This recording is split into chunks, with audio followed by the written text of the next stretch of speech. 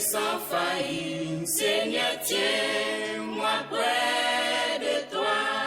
Trouver la voie. J'ai trouvé la voie. Si vous êtes à peine branché, nous venons d'étudier 1 Samuel, 2 Samuel et 1 roi. Nous allons enchaîner notre étude du jour avec 2 rois. C'était l'étude des livres des rois, 1 et 2 Samuel, 1 et 2 rois. Dans l'original, dans le canon, on appelait ces livres le livre des rois. Mais par la convenance en grec, on a divisé ces livres en 2 catégories, en livre de Samuel et en livre des rois et en livre de chroniques. Maintenant, pour 2 rois, c'est une séquelle ou une suite de un roi traitant l'histoire des royaumes d'Israël et de Juda. Quand on est en 2 rois, on est dans l'histoire des royaumes d'Israël et de Juda, ou si vous voulez, du royaume d'Israël et du royaume de Juda. C'est de la dernière partie du règne d'Akazia en Israël et de Jocamin en Juda, jusqu'au temps des captivités de loi. L'histoire d'Israël le concerne. Élie est caractérisé par une image ténébreuse et le dégradation des gouvernements, le péché du peuple aboutissant à l'esclavage. Le royaume de Juda allait aussi en décrescendo, mais le jugement ne survint pas sur elle avec vitesse à cause de l'influence d'un bon nombre de rois qui régnèrent durant cette période. Je m'arrête là pour faire un point. Lors de la division du royaume d'Israël, le royaume d'Israël, alors la zone nord, le royaume d'Israël dit le nord, était gouverné uniquement par des mauvais rois, des hommes sans vision, des leaders sans leadership, des hommes sans crainte, des hommes sans respect pour Dieu. C'est comme si la nation d'Israël leur fut léguée en héritage. Ils peuvent aller où ils veulent, faire ce que bon leur semblait. Ils n'avaient aucun souci pour les affaires de l'Éternel, n'avaient aucun respect pour Dieu. Pourtant, de l'autre côté, en Juda, il y avait de bons rois. Pas qu'il y avait uniquement de bons rois, il y avait aussi des mauvais rois. Mais il y avait de bons rois régnant sur Juda. Et à cause de ces rois positifs, eh bien, le jugement de l'Éternel tardait à venir sur Juda. Je fais ce point juste pour attirer l'attention des leaders de ma génération, de mes leaders contemporains. Si vous agissez bien, si vous fonctionnez bien, si vous avez égard, respect pour Dieu, cela épargnerait ton groupe, ton peuple, ton ministère, ta famille, ton institution, du fléau, des catastrophes calculées de Dieu. Parce que si Juda fut épargné pour un nombre de temps, c'est à cause de l'existence des bons rois. Comme nous le disons tantôt, le royaume de Juda allait aussi en décrescendo, mais le jugement ne survint pas sur elle avec vitesse à cause de l'influence d'un bon nombre de bons rois qui régnèrent durant cette période. L'intérêt du livre centre largement autour de la vie de prophètes Élie et Élisée. Alors quand on est en 2 rois, on est en fin de règne de Salomon, mais on est largement centré sur les ministères d'Élie et d'Élisée. Quel message nous apporte le livre de 2 rois?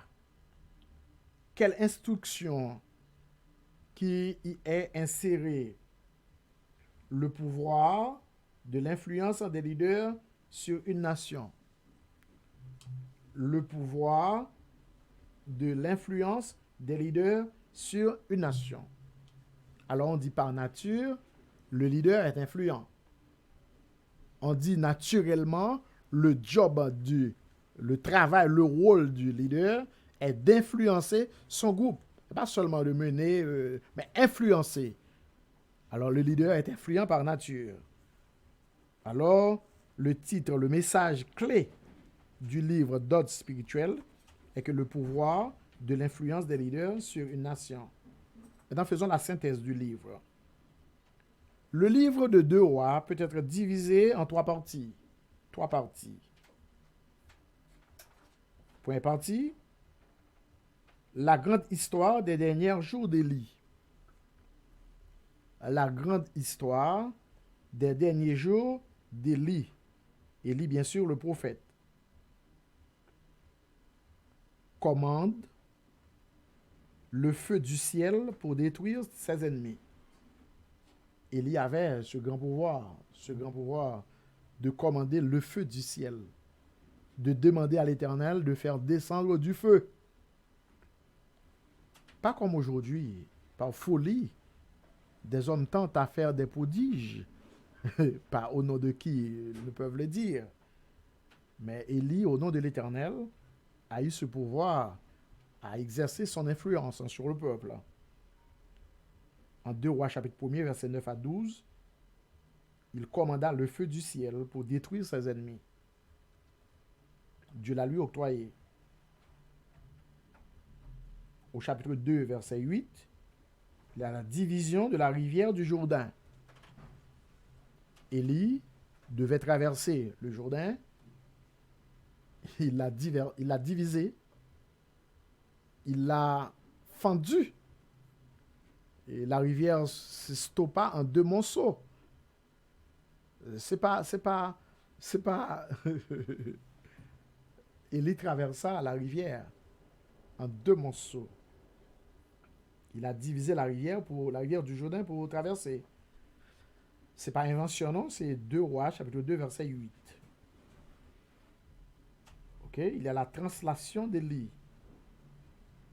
2 Rois 2, verset 11, etc. Eh bien, Élie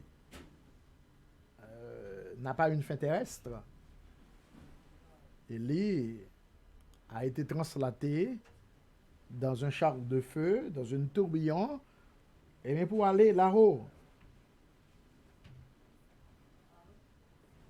La deuxième partie du synthèse, la deuxième partie de la division du livre, c'est la grande histoire d'Élisée. Élisée réclame une double portion de grâce lors de la translation de son compagnon, de son maître Élie. Lorsqu'il y alla vers Dieu, Élisée, voyant la translation, l'ascension d'Élie, il a eu l'occasion, il a eu l'intelligence de demander à Élie de lui accorder, de lui donner une double portion, de lui doubler le pouvoir prophétique, de lui doubler le pouvoir ministériel, de lui doubler le pouvoir de faire ou d'achever le travail commencé.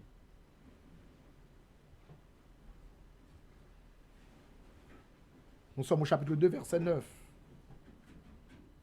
Et comme Élie l'a fait, Élisée a obtenu la demande de sa prière, à savoir la double portion demandée, mais de l'autre côté du Jourdain. S'il l'a reçu ou obtenu de l'autre côté du Jourdain, il faut traverser, il faut retourner. Alors en retournant, Élisée assainit les eaux pour traverser. Si Élie, comme nous l'avions dit tantôt, a divisé la rivière pour traverser, eh bien, Élisée l'a assaini.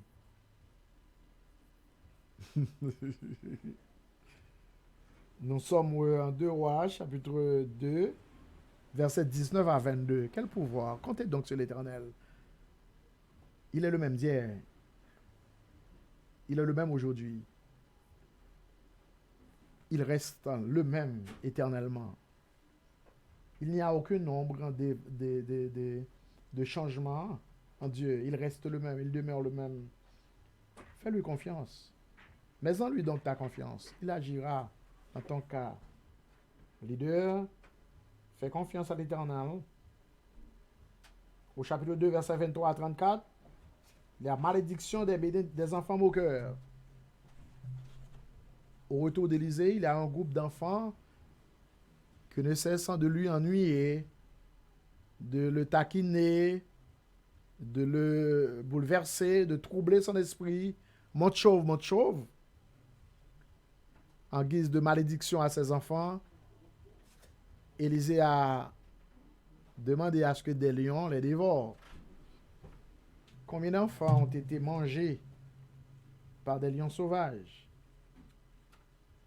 Je ne vous encourage pas à agir de la sorte, mais je décourage ceux qui troublent la voix des serviteurs de Dieu. Nous étions au chapitre 2, versets 23 à 24. Maintenant, au chapitre 3, versets 15 à 20, il y a la procuration de l'eau pour une armée. Élisée constata que l'armée de l'Éternel a besoin de l'eau pour boire. A besoin de l'eau à boire.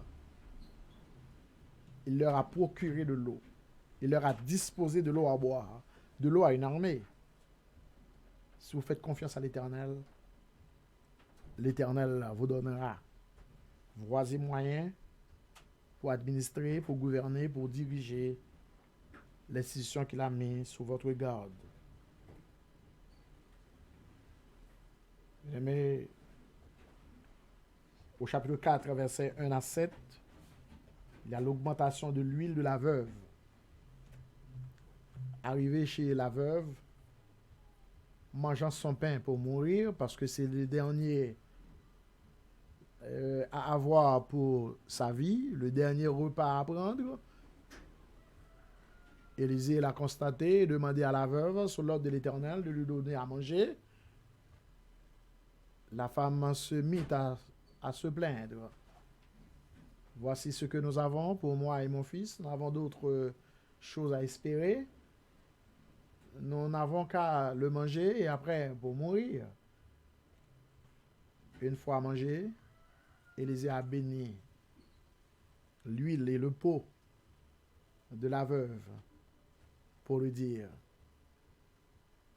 il y en aura toujours de l'huile. Il l'a augmenté au chapitre 4, verset 1 à 7. Au chapitre 4, verset 18 à 37, il y a le retour d'un enfant mort à la vie. Vous vous rappelez, chez la veuve,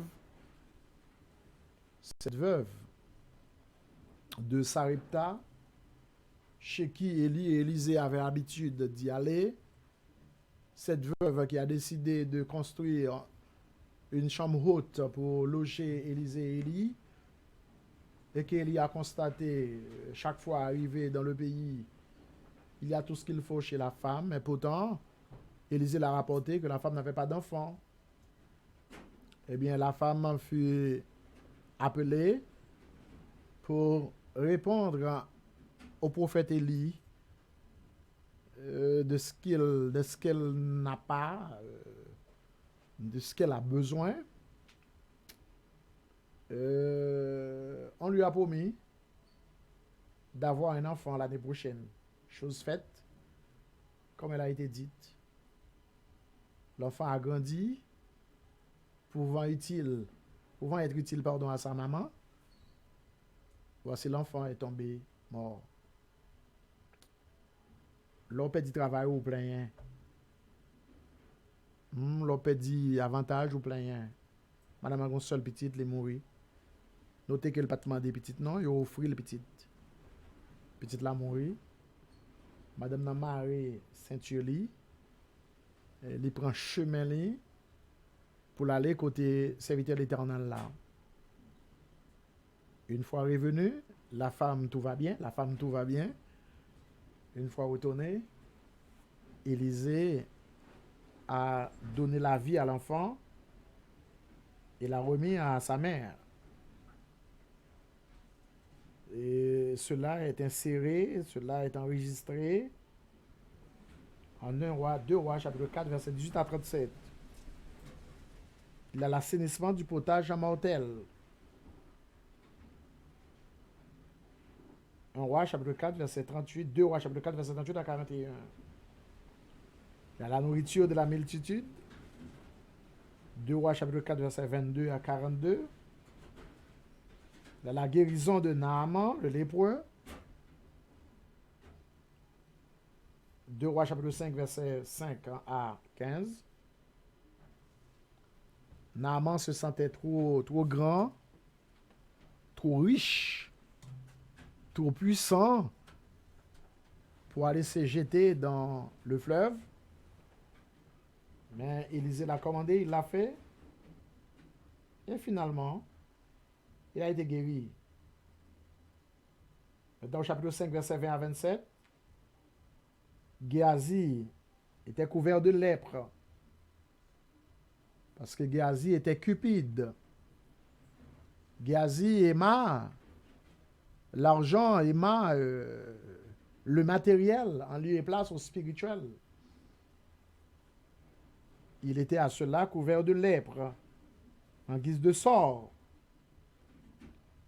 Chapitre 5, verset 20 à 27. Il a le flottement du fer pour nager. Chapitre 6, verset 1 à 7. Je tiens à attirer votre attention. Un homme prêta une hache pour couper du bois. Pendant la couper bois, Rach l'a volé, il tombé dans la rivière. Malheureux a crié parce que le pas de moyen pour lâcher le Rach l'a le remettre, ça le bras dit. Rach l'a tombé dans de l'eau. Il dit Élisée ça, Élisée pas un problème. Élisée prend un petit bout de bois là dans de l'eau, fait Rach là monter, il prend le bain monsieur. Il a une raison pour demander Élie, aller en double portion. Mandez une portion non à Seigneur. Mandez un double non à l'Esprit Saint. Mandez. Mandez. Maintenant, nous nous souvenons du chapitre 6, verset 1 à 7. Maintenant, au chapitre 6 tout entier, il y a la découverte des plans du roi de Syrie. Élisée aveugla les Syriens, au chapitre 6, verset 18 à 20. Et finalement prophétise concernant Samarie. Pour terminer notre exposé, au chapitre 8, verset 3 à 6, il rend justice à la femme sunamite. Au chapitre 8, verset 7 à 45, il prophétise concernant l'exaltation d'Azaël. Au chapitre 13, verset 14 à 19, il garde son pouvoir prophétique à sa mort. Là, je tiens à m'arrêter pour attirer votre attention. Gardez votre relation avec Dieu jusqu'à votre mort. Gardez votre leadership en tant que leader jusqu'à votre mort. Ne soyez pas chrétien en un mois, en une semaine, en une année. Ne soyez pas chrétien durant la jeunesse, durant le jeune âge, durant l'âge mûr. Mais à la fin, céder à la tentation, à la fin abandonner la foi, à la fin tomber dans l'apostasie, à la fin rébeller contre Dieu. Non. Élisée garda son pouvoir prophétique jusqu'à sa mort.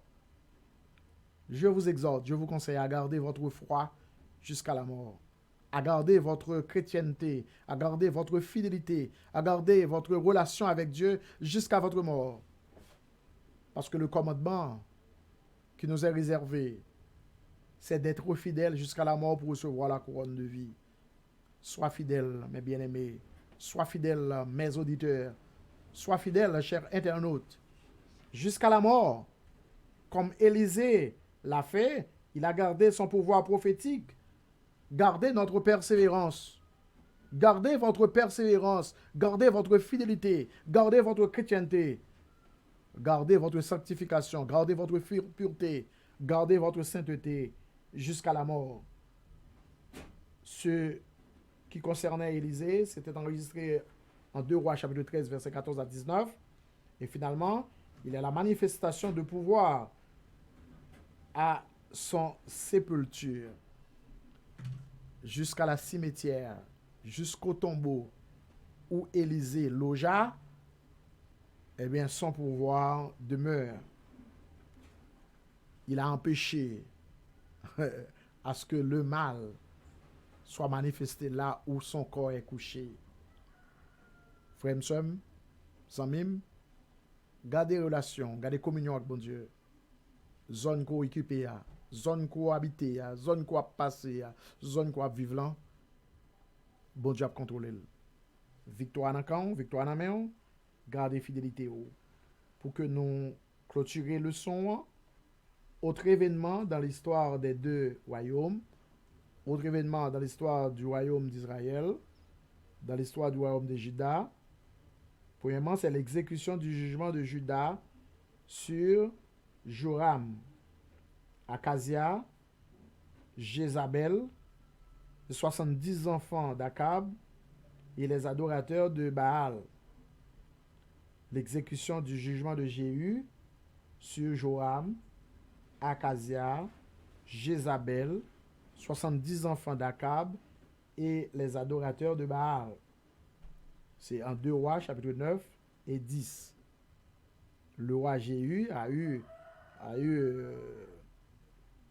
l'urgence d'exercer un jugement sévère sur Joram, Akazia, Jézabel, 70 enfants d'Akab et les adorateurs de Baal. Deuxièmement, il y a le bon règne de Joach, au chapitre 11 et 12, 2 rois. Il y a le règne des mauvais rois en Israël, conduisant à la captivité des 10 tribus. Laissez-moi vous dire que les 10 tribus d'Israël, le royaume du Nord, a été conduit en captivité, ont été conduits, en Assyrie et en captivité.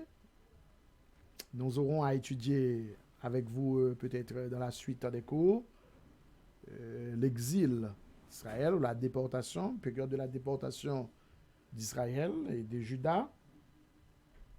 Et quatrièmement, il y a le bon règne d'Ézéchias, enregistré en 2 Rois chapitre 18 et 20. Il y a le mauvais règne de Manassé, 2 Rois chapitre 21. Josias, le dernier des bons rois d'Israël, selon le chapitre 22 et 23.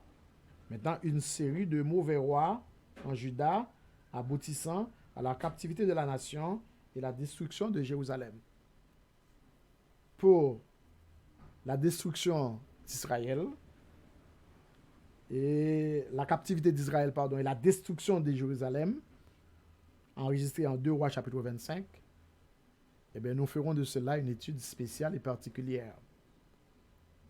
Merci de nous avoir suivis du début à cette présente minute. Vous nous avez prêté l'attention pour vous exposer l'étude de 1 Samuel, 2 Samuel, 1 roi et 2 rois. Que cette leçon vous inspire confiance en l'Éternel, vous inspire du leadership pour exercer en tant que leader, vous inspire en tant que leader un leadership appuyé, calculé pour être de bons leaders, pour protéger, pour sécuriser votre groupe, votre ministère, votre peuple. Dieu compte sur vous parce que Dieu vous a appelé, vous avez répondu à l'appel. Faites l'œuvre de Dieu. Ainsi, vous serez bénis et votre peuple sera protégé, gardé, sécurisé et béni à jamais. C'était serviteur ou Chéné Augustin, le ministre de l'Église du Christ de Léogane, au nom de l'émission Chemin Vérité, qui était la caillou dans le moment ça. Nous espérons que bon Dieu bénisse, que la paix capable sous l'Église bon Dieu a, sous le pays non Haïti et sous le monde entier.